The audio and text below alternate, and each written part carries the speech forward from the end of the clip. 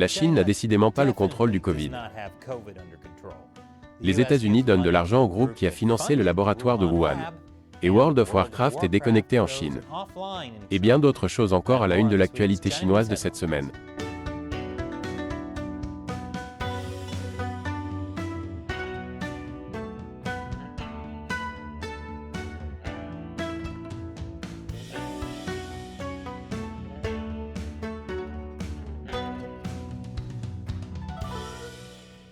Bienvenue sur Chine non censurée. Je suis Chris Chappell. Cet épisode est sponsorisé par PC Dr. Drive Erase. Effacer des disques durs ne devrait pas être difficile. Il en va de même pour les prix, les licences et l'utilisation. Effacez facilement et en toute sécurité toutes sortes de disques avec PC Dr. Drive Erase à partir de moins de $60. Bonne nouvelle. Le Covid est fini. C'est ce que vous pouvez penser maintenant, quand vous voyez des titres comme celui-ci. Bali, en Indonésie, accueille son premier vol en provenance de Chine grâce à l'assouplissement des règles du Covid. Ce vol avait plus de 200 passagers à bord. Le tourisme chinois est vraiment important pour l'économie de l'Indonésie. Avant la pandémie, plus de 2 millions de touristes chinois visitaient le pays chaque année. Bien sûr, la Chine semble traverser une épidémie massive de Covid en ce moment. Mais si certains de ces touristes sont peut-être porteurs d'un virus mortel, ils sont certainement porteurs d'argent. Et ils sont prêts à risquer de propager l'un tant qu'ils peuvent propager l'autre. Tcha-tching. Bien sûr, on ne peut pas vraiment prouver que la Chine connaît une épidémie massive de Covid. Et c'est parce que le Parti communiste chinois se donne beaucoup de mal pour se débarrasser des preuves. Bien sûr, il y a des indicateurs. Comme quand un officiel de la santé chinoise a dit il y a quelques jours que 80% de la population a été infectée par le Covid. Ce qui, ok, semble terrible.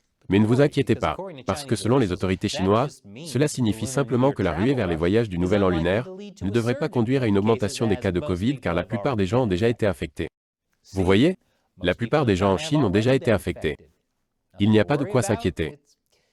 C'est normal. Pendant ce temps, les officiels chinois affirment également que moins de 13 000 personnes sont mortes du Covid dans la semaine précédant le Nouvel An lunaire, qui était il y a une semaine. 13 000 morts, c'est tragique. Ce qui est aussi tragique, c'est qu'il faut être mauvais en maths pour croire ça. Si 80% de la population chinoise est infectée, cela représente plus d'1 milliard de personnes. Ce qui suggère qu'il y a des millions de personnes qui sont mortes, pas des milliers.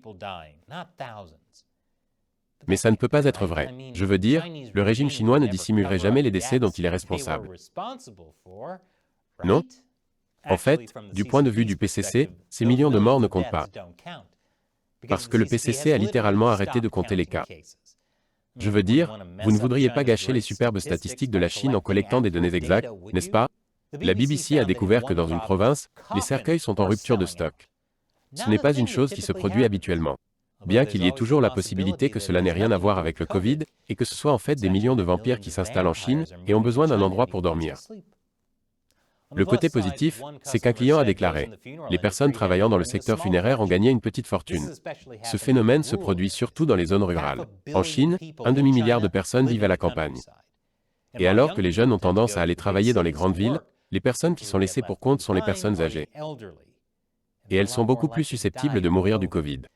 Surtout que les hôpitaux ruraux sont, au mieux, horribles. Mais je suppose qu'ils ne comptent pas non plus. Et, j'ai dit d'arrêter de compter. Voyez, je vous avais dit que la Chine avait un problème de vampires. Dans la province du Yunnan, un crématorium est devenu viral, sans jeu de mots, après que quelqu'un a mis en ligne une vidéo de son nouveau panneau d'information en temps réel sur les départs. Il affichait des flux constamment mis à jour du nombre de crémations en cours et du nombre de fours en train de refroidir. Bien sûr, cela a contrarié beaucoup de gens qui ont trouvé cela cruel. D'un autre côté, les membres de la génération Z l'ont décrit en disant « c'est vraiment marrant ». Il y a également eu une recrudescence des recrutements dans les salons funéraires à travers la Chine. Mais je suis sûr que c'est sans raison particulière, puisque le PCC dit que tout va bien. Nous ne saurons peut-être jamais d'où vient l'origine du Covid-19. Et c'est parce que de nombreux médias occidentaux ont essayé d'empêcher les gens de le demander. Plus d'informations à ce sujet après la pause. Bienvenue à nouveau. D'où vient vraiment le Covid-19? Est une question que vous n'êtes même pas censé poser. Et ce n'est pas seulement en Chine qu'il est interdit de poser cette question. 43 experts en sécurité de haut niveau, dont beaucoup aux États-Unis, ont critiqué les médias occidentaux pour avoir censuré l'hypothèse du laboratoire, à savoir que le Covid a fui d'un laboratoire de Wuhan. Parmi ces experts en sécurité figure le président de la Commission des Affaires étrangères de la Chambre des représentants des États-Unis et l'ancien conseiller à la sécurité nationale. Ils affirment que The Lancet, The New York Times et d'autres ont volontairement minimisé la théorie du laboratoire de Wuhan. Ils l'ont fait en bloquant les voix dissidentes, en ne remettant pas en question le récit de la Chine, et même en accusant de racisme les personnes qui suggéraient que le Covid pouvait provenir d'un laboratoire chinois. Ce qui, laissez-moi vous le dire, n'est pas raciste. Raciste serait de répondre « Quelle est la race que vous aimez le moins ?» Ce qui, au passage, est une autre question que vous n'êtes pas censé poser. Maintenant, pour être clair, je ne prétends pas que je sais d'où vient le Covid-19. Et ces experts en sécurité ne le prétendent pas non plus. Ce qu'il dit, c'est que des théories plausibles ont été activement supprimées. Les experts en sécurité estiment qu'en rejetant ou en stigmatisant prématurément certaines questions, dès le début de la pandémie, de nombreux scientifiques et journalistes éminents ont manqué à leur devoir. Puis, vous savez, poser des questions, c'est ce que font les scientifiques et les journalistes pour vivre. Ce serait comme commander des sushis et que le chef dit « Oh non, le poisson cru n'est pas autorisé ici ». Eh bien, alors je pense que vous pourriez être dans la mauvaise profession. Entre-temps, le ministère américain de la Défense a accordé une nouvelle subvention de 3 millions de dollars à EcoHealth Alliance. C'est le groupe qui a versé de l'argent à l'Institut de virologie de Wuhan en Chine avant la pandémie. Cela ne devrait pas avoir d'importance, bien sûr, puisque le New York Times nous a rappelé que le Covid ne pouvait pas provenir de ce laboratoire, ne soyez pas racistes. Et ce n'est qu'une coïncidence que le laboratoire ait étudié les coronavirus mortels des chauves-souris dans de mauvaises conditions de sécurité, dans ce qui est devenu l'épicentre de l'épidémie. Et cela ne devrait pas avoir d'importance que EcoHealth, en collaboration avec l'Institut de virologie de Wuhan, s'est engagé dans des recherches sur le gain de fonction en violation du moratoire fédéral. Le gain de fonction, dans ce cas, c'est quand ils ont essayé de créer un virus qui se propage plus facilement. Cela ne semble pas déranger le ministère américain de la Défense. Le mois dernier, il a donné à EcoHealth Alliance 3 millions de dollars supplémentaires des contribuables. Cette fois, c'est dans le but de réduire la menace de propagation virale à partir de la faune sauvage aux Philippines. Je suis sûr que rien ne peut mal tourner. Il y a quelques semaines, j'ai mentionné que le Congrès américain avait créé une nouvelle commission spéciale sur la concurrence de la Chine. Son président, Mike Gallagher, vient de présenter son nouvel ordre du jour. Il a déclaré qu'elle s'approprierait des sujets de niche, comme l'interdiction de l'application de médias sociaux TikTok, et qu'elle mettrait en lumière des travaux déjà défendus à la Chambre, comme l'importance de renforcer la puissance dure à l'ouest de la ligne de démarcation internationale. Ce qui signifie essentiellement protéger Taïwan. Malheureusement, la Commission n'aura pas le pouvoir de faire quoi que ce soit. Mais elle parlera certainement de choses qui devraient être faites. Il s'agit donc moins d'une commission que de l'ensemble de Twitter. Xi Jinping et Vladimir Poutine sont amis. De bons amis. De très bons amis. Il ne devrait donc pas être surprenant d'apprendre que la Chine a fourni à la Russie des technologies essentielles, malgré les sanctions occidentales. Parce que, c'est à cela que servent les amis. En février de l'année dernière, les États-Unis et leurs alliés ont sanctionné la Russie pour son invasion de l'Ukraine. Le commerce entre la Chine et la Russie a fortement chuté. Mais selon un groupe de réflexion de Washington DC, beaucoup de gens ont cessé de prêter attention à ce qui s'est passé après cela. Quoi ? Vous voulez dire que tous ces gens qui ont mis le drapeau ukrainien sur leur photo de profil ne faisaient que suivre une tendance et n'étaient pas vraiment investis? Voyez, il s'avère qu'après la chute initiale, le commerce est reparti à la hausse. Beaucoup plus haut. En 2022, les exportations de la Chine vers la Russie ont augmenté de 13% par rapport à l'année précédente, et les importations en provenance de Russie ont augmenté de près de 50%. Cela signifie que les échanges commerciaux sont plus importants aujourd'hui qu'avant l'invasion. En particulier, la Russie continue d'avoir accès à des technologies cruciales à double usage, comme les semi-conducteurs, grâce notamment à la Chine et à Hong Kong. Et la Chine aiderait également la Russie en lui fournissant une aide économique et des équipements militaires non mortels. En d'autres termes, les sanctions occidentales ne fonctionnent pas vraiment si les autoritaires se serrent les coudes, réellement proches les uns des autres. Mais il y a de bonnes nouvelles. Peut-être. Le gouvernement américain fait enfin face à la Chine à propos de ses liens avec la Russie. C'est possible. Bloomberg News dit que les officiels américains ont abordé le sujet avec leurs homologues chinois. Oh là là. Ils ont abordé le sujet. Si la Chine ne fait pas attention, cela pourrait se transformer en une demande polie de s'abstenir. Cela ne signifie pas pour autant que les États-Unis vont prendre des mesures. C'est délicat. Bien sûr, le PCC finance un régime qui tente de prendre le pouvoir par la violence dans un pays plus petit. Mais les États-Unis ne veulent pas non plus se mettre la Chine à dos. Après tout, la Chine pourrait détenir la clé pour pousser Poutine à des pourparlers de paix.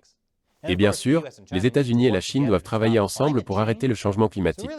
Donc, en réalité, même si le régime chinois fait des choses vraiment mauvaises, peut-être devrions-nous laisser faire. Pour l'instant, mais s'ils ne se ressaisissent pas, il se pourrait bien qu'ils reçoivent un avertissement sévère. Et il y a une triste nouvelle pour les fans de jeux vidéo. Les jeux Blizzard ont été mis hors ligne en Chine. Cela inclut World of Warcraft. Super. La Chine a déjà ruiné le monde dans la vie réelle, et maintenant elle essaie de le faire en ligne. Un joueur chinois a déclaré sur les médias sociaux qu'il avait pleuré toute la nuit. Un autre joueur a décrit World of Warcraft comme mon premier amour. Alors pourquoi cette fin tragique des jeux Blizzard en Chine? Il s'avère que Blizzard, qui est basé en Californie, n'a pas réussi à trouver un accord pour renouveler son contrat avec NetEase, une société technologique basée en Chine. Les entreprises américaines ont besoin de partenaires étrangers pour opérer en Chine. Au début, j'ai pensé, super, Blizzard se rend compte que c'est une mauvaise idée de s'établir avec un régime autoritaire, qui peut notamment utiliser des logiciels pour collecter de grandes quantités de données et espionner les citoyens. Mais j'avais tort. Blizzard a publié une déclaration indiquant qu'il continue de travailler avec la société chinoise Tencent pour distribuer Call of Duty mobile. Et ils sont également à la recherche de nouveaux partenaires chinois pour reprendre les franchises emblématiques de Blizzard, comme World of Warcraft. Ainsi, si les joueurs chinois ont l'impression d'avoir perdu leur premier amour, Blizzard veut quand même rallumer la flamme. Un peu trop agressivement, peut-être. Mais bon, peut-être que tous ces joueurs devraient sortir maintenant. Après tout, le Covid est terminé. La seule chose dont ils doivent se méfier, ce sont des millions de vampires. Et cet épisode est sponsorisé par PC Dr. Drive Erase. Il y a beaucoup de raisons pour lesquelles on peut vouloir effacer un disque dur. Lorsque vous recyclez un vieil ordinateur, avant de l'envoyer en réparation, ou si vous craignez que quelqu'un vienne chercher des données sensibles, comme le FBI ou le MSS. L'effacement des disques devrait être facile. C'est pourquoi le service d'effacement de disques du centre de service PC Doctor propose une méthode simple et guidée pour effacer correctement les disques durs. Il supprime automatiquement un verrou de blocage et efface les secteurs cachés HPA et DCO. Et il utilise la méthode d'effacement la plus sûre disponible pour le disque. Après avoir terminé, il vérifie que tout a été effacé correctement et vous donne un certificat PDF qui est également stocké sur le disque. Drive Erase prend en charge les régions de partition MMC, les espaces de non-NVMe et plusieurs disques en parallèle. Et il n'y a pas de limite au nombre de disques avec lesquels il peut être utilisé. Si vous êtes prêt pour une solution facile à utiliser pour nettoyer vos disques durs, utilisez PC Dr. Drive Erase. De plus, nous avons quelque chose de spécial pour les téléspectateurs de Chine non censurés. Obtenez 10% de réduction sur PC Dr. Drive Erase en utilisant le coupon DE10OFF. Utilisez le lien dans la description ci-dessous pour en savoir plus. Je suis Chris Chappell, merci d'avoir regardé Chine non censurée.